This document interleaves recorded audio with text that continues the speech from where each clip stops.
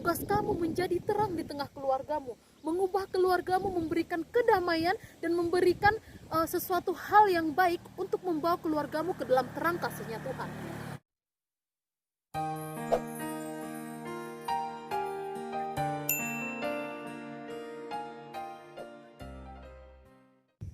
Seandainya saya bisa memilih saya terlahir di keluarga yang seperti apa, saya pasti memilih terlahir di keluarga yang kaya raya. Papa dan mama saya punya jabatan dan punya nama, dan saya adalah anak satu-satunya. Tapi saya tidak bisa memilih hal seperti itu. Karena yang saya imani dalam kehidupan saya ialah apapun yang terjadi dalam kehidupan saya itu adalah rencananya Tuhan. Apapun yang terjadi dalam kehidupan kita itu tidak akan pernah terlepas dari yang namanya rencana Tuhan. Nah, walaupun saya terlahir dari keluarga yang memiliki keterbatasan ekonomi, dan juga walaupun teman-teman terlahir dari keluarga yang broken home atau memiliki keterbatasan ekonomi seperti saya, itu bukan salah papa dan mamamu. Tapi itu adalah rencana Tuhan untuk menggenapi setiap rencananya Tuhan dalam kehidupan kita. Itu adalah tujuan untuk menggenapi rencana Tuhan dalam setiap kehidupan kita. Jika kamu ataupun jika teman-teman memiliki keluarga yang broken home, bukan berarti teman-teman harus menyalahkan papa dan mama. Tapi teman-teman harus bisa menjadi garam dan terang di tengah keluargamu. Teman-teman harus bisa menjadi memperbaiki keluarga teman-teman, memperbaiki papa dan mamamu, memberikan kedamaian, kehangatan di tengah-tengah keluargamu, memberikan kedamaian di tengah-tengah keluargamu. Nah, jika teman-teman adalah orang-orang yang memiliki keterbatasan ekonomi seperti saya, jangan salahkan papa dan mamamu.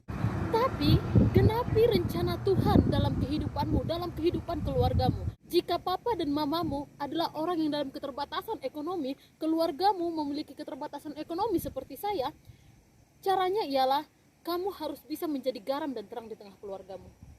Caranya bagaimana? Kamu yang harus memperbaiki perekonomian keluargamu. Bekerja keraslah, berusahalah sampai kamu bisa memperbaiki perekonomian keluargamu. Nah, jadi teman-teman, apapun yang terjadi dalam kehidupan kita, jangan salahkan papa dan mama, jangan salahkan orang tua.